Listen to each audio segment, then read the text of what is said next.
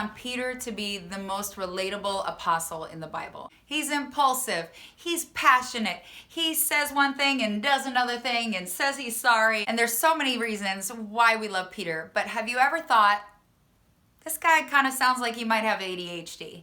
I spent the last 24 hours diving down that rabbit hole, and I'm convinced. So stick with me and I'll give you some reasons why. This many, I'll try to make you laugh a little bit, and there is a nugget of truth you can use in your own life today with each and every one of these from Peter's story. So stick with me to the end and make sure you get that. All right, so when Peter is first called by Jesus to be his disciple, I think it shows that Peter was a bit of a procrastinator. Because he says in Luke 5, I'm going to skip down. So Jesus did some preaching and he sat in the boat, right, in Peter's boat. And then when he finished speaking and he had used Peter's boat, he says, hey guys, thanks for letting me use your boat. If you go out to where it's deeper water and you let your nets out, you're going to catch a ton of fish. Well, here's Simon's reply. Master. Yeah, so actually we've been like fishing all night and we didn't catch anything. So, but if you say so, we'll try again. Okay, yeah, let's do it. Here's the thing, guys. Why are they working all night? Could it be there's a deadline coming up? I gotta give props to The Chosen, that TV show that's amazing about Jesus and his followers. If you haven't heard of it, look up The Chosen. They have a free app. You can watch the whole thing. I used the picture of Peter in the thumbnail, and I'm gonna be shooting some pictures up here because it's great. But anyway, I love how The Chosen shows this because he has tried all these other schemes and ideas to pay his taxes, and finally he's just like, all right, fine, I'm just gonna fish all night. So props to The Chosen. Check it out. Comment below. No, they're not a sponsor yet. Hey. And after procrastinating to the last minute, spending all night fishing, Jesus says, go ahead and put your nets out, and they bring in this major haul of fish. So here we go. And this time their nets were so full, they began to tear. A shout for help brought their partners in the other boat, and soon both boats were filled with fish and on the verge of sinking. Oh my gosh, there's so many. Holy smoke. When Simon Peter realized what had happened, his mind is moving fast. Yeah, all the fish are coming in the boat, and he's thinking of how did this happen at the same time. Normally, a man is like consumed with what's happening at the moment and can think of one thing at a time. When Simon Peter realized what had happened, he fell to his knees before Jesus and said, oh Lord, please leave me. Wait a minute, Jesus, oh, you got to get away from me. There's so much wrong with me. You just got to go. I can't. I am too much of a sinner to be around you. For he was awestruck by the size of their catch, as were the others around him. He's full of emotion. And Jesus replied, don't be afraid. From now on, you'll be fishing for people. So he kind of settles it and says, hey, you're just going to keep doing what you've been doing, but come and fish with me. I love that Jesus can meet us where we're at, meet us with our fears, and I'll help you.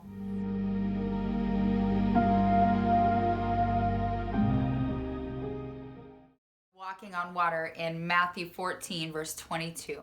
Immediately after this, Jesus made his disciples get back into the boat and cross to the other side of the lake while he sent the people home.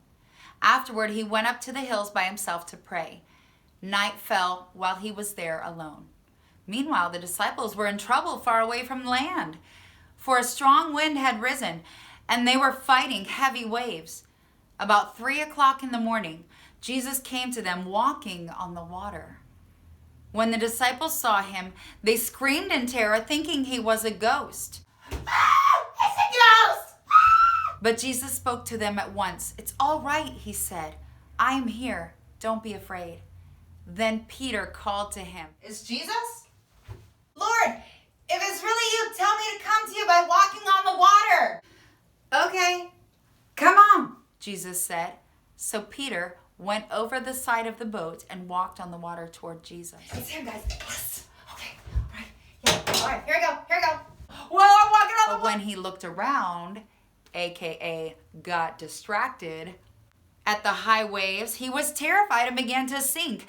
Oh my gosh, guys, I'm walking on the water. Ah! Save me, Lord, he shouted. Instantly, Jesus reached out his hand and grabbed him. I got you. You don't have much faith, Jesus said. Why did you doubt me?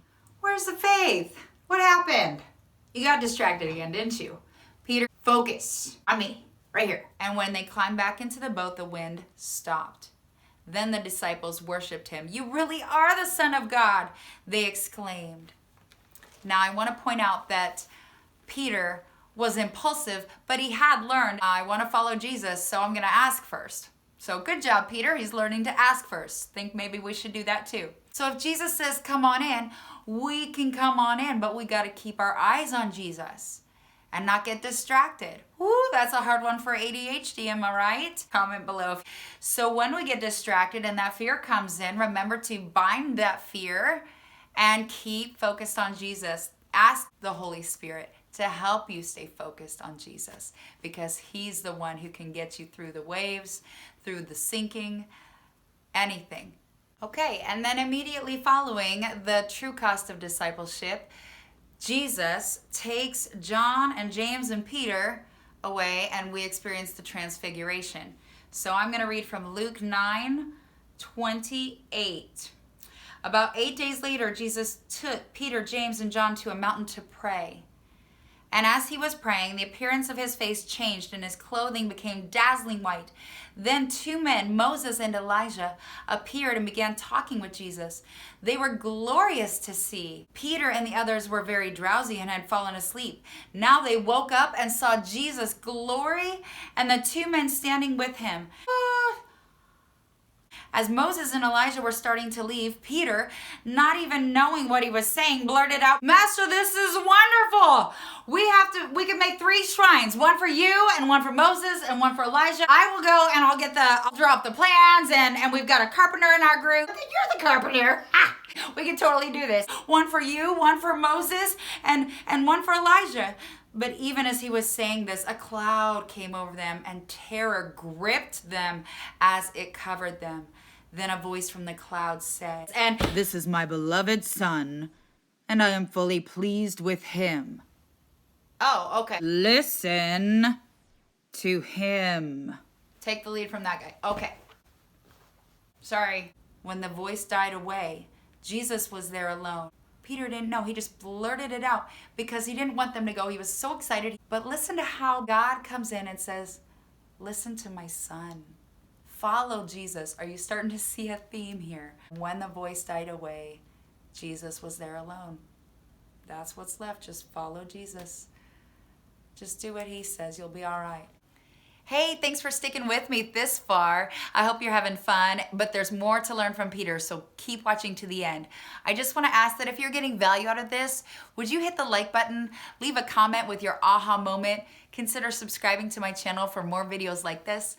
Thanks, and let's get back to it. Okay, moving forward to the Passover supper where Jesus washes his disciples' feet.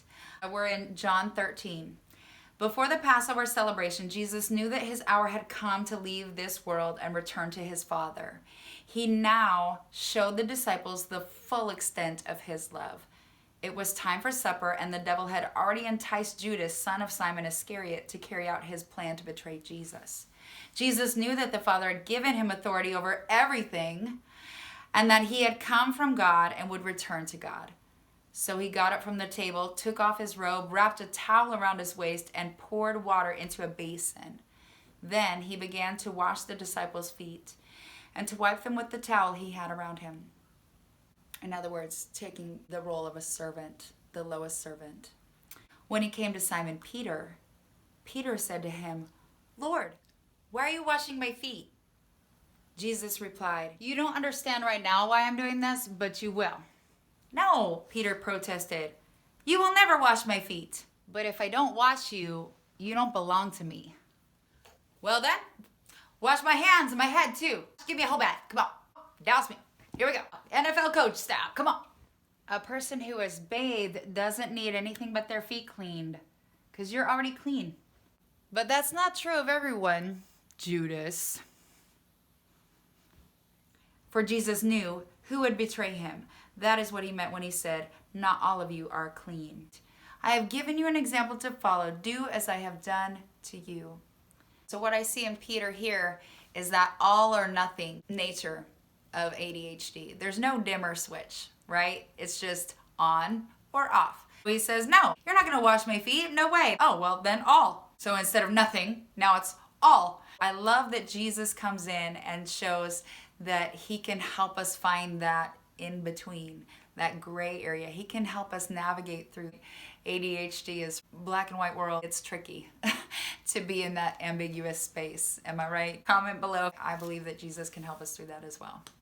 I tried to keep these in chronological order, and it was a difficult task at first, but my dad reminded me there's a thing in study Bibles called the Harmony of the Gospels, and it basically is the timeline of Jesus' life and ministry.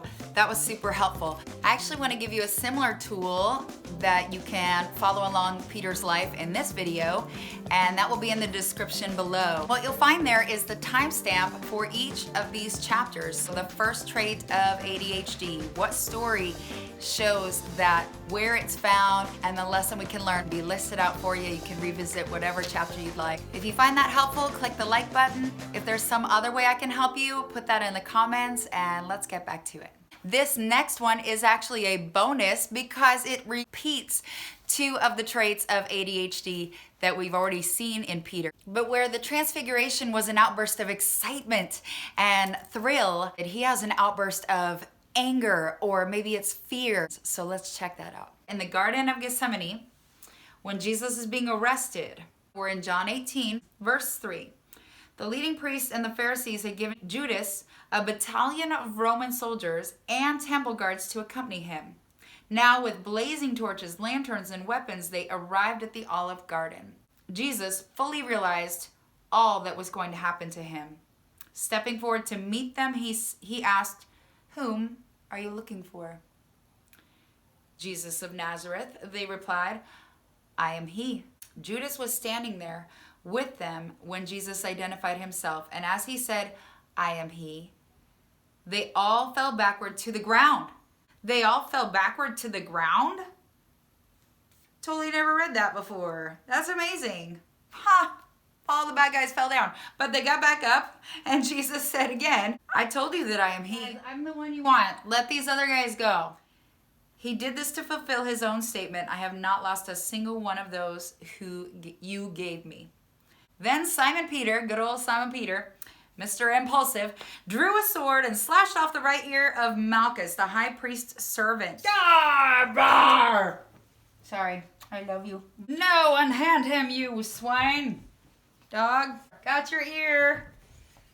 No animals were harmed in the filming of this. Toto's okay. But Jesus said to Peter, "Put your sword back into its sheath. Put your sword away. Should I not drink the cup the Father has given me?" Y'all, he wasn't just being impulsive, right? You don't just like see guys with swords and you're like, "Hey, I have a sword too. Oh, whoops, I cut off your ear." He was filled with emotion.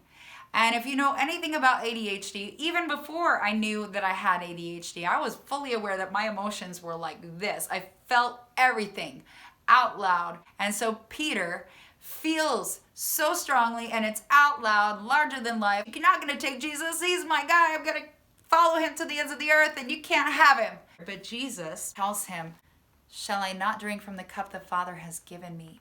And let me tell you that 1st and 2nd Peter, those letters that Peter wrote later on in life, are filled with, we will suffer for Christ, and we are sharing in his suffering on the cross. And the Lord is teaching us through that, and we can be joyful through that suffering because of this moment in the garden where Jesus said, "No, I'm choosing what God has given me because I know something greater and something bigger is coming from that." Jesus knew the end of the story, that he's not going to stay dead and gone. He's going to rise victorious from the grave and bring salvation to the world.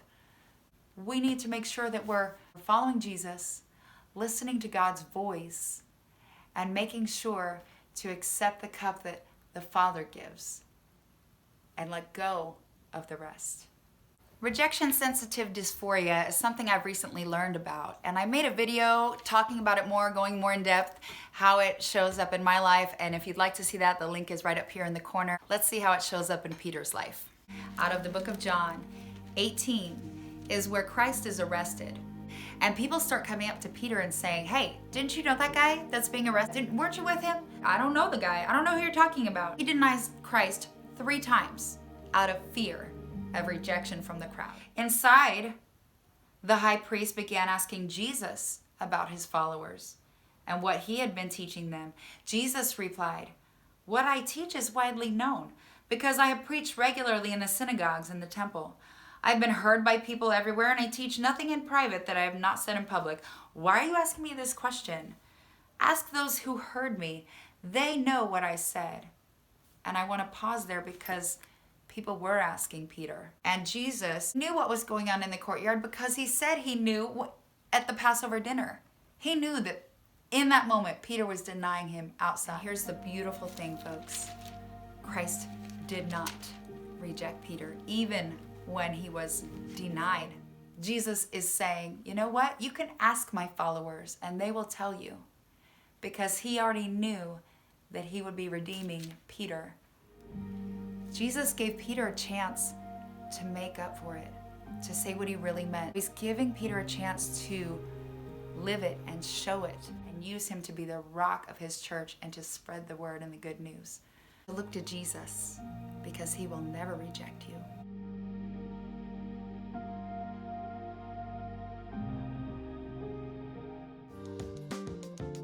The ADHD trait in this next section is labeled fearless, but don't let that fool you. People with ADHD do experience fear. But the thing is that we're impulsive and we jump right in. And so it takes a while for that fear to catch up. And by then, we're already in the middle of whatever it is that fear might have stopped us from doing. So it's not so bad, let's just keep going. So that's what I mean when I say fearless. We're on Easter Sunday morning, John 20. Early Sunday morning, while it was still dark, Mary Magdalene came to the tomb and found that the stone had been rolled away from the entrance. She ran and found Simon Peter and the other disciple, the one whom Jesus loved, which is John. She said, they have taken the Lord's body out of the tomb and I don't know where they have put him.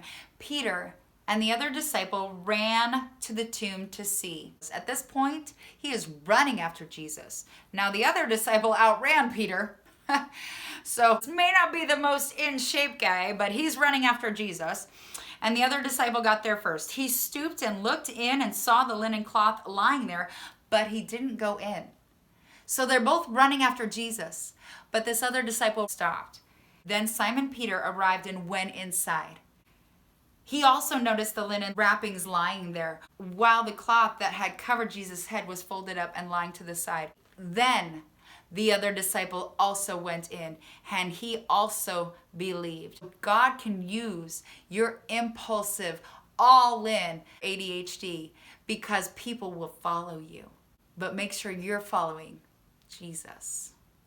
All right before they meet up with Jesus, there's this wonderful little moment. I don't want to skip over because it's such an ADHD moment, okay? So we're in chapter 21 of John, and it says, later Jesus appeared again to the disciples beside the Sea of Galilee. This is how it happened. Several of the disciples were there. Simon Peter, Thomas, nicknamed the twin, Nathanael from Cana in Galilee, the sons of Zebedee, and 2 other disciples.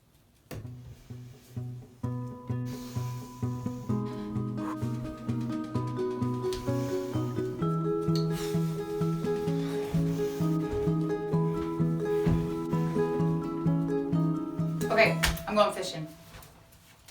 You coming? And the rest say, we'll come too. So they went on the boat, but they caught nothing all night. It's like a repeat of when he was called. This time, notice they fished all night again. But it's not procrastination. This time, he's waiting on the Lord. So he has learned, I gotta follow Jesus. I gotta ask first before I jump in. And if he tells me to wait, I need to wait. I need to wait. So they're waiting on the Lord. But I don't have to wait sitting on my hands because, y'all, I have ADHD and I gotta move. So I'm going fishing. Gotta do something with my hands. And then at dawn, the disciples saw Jesus standing on the beach, but they couldn't see who he was. He called out, friends, have you caught any fish? No, they replied. Then he said, throw out your net on the right-hand side of the boat and you'll get plenty of fish. So they did, and they couldn't draw on the net because there were so many fish in it. Then the disciple whom Jesus loved said to Peter, "It is the Lord." When Simon Peter heard that it was the Lord, he put on his tunic, for he had stripped for work, jumped into the water, and swam ashore. He's not going to wait on these guys to get all the fish in and to get the boat set. He's like, there's my Lord. I have to follow him no matter what. All in. Jump in and get after him, because that's why I'm here on this planet. The others stayed with the boat and pulled the loaded net to the shore, for they were only out about 300 feet. Y'all, we need a team around us. We need people around us because we're impulsive. We're following Jesus. We are leaders, but we need people to bring in the fish that were caught. We need people to bring the boat back into shore. You cannot do this alone. We are not built to do this journey of following Christ by ourselves. We have a team of people helping us, and each of us has a role. And folks, you with ADHD, your role is to jump in, be all in, take the lead, take the leaps of faith. Keep your eyes on Jesus, and they will follow, and they will bring in that catch. When they got there, they saw that a charcoal fire was burning and fish were frying over it, and there was bread. "Bring some of the fish you've just caught," Jesus said.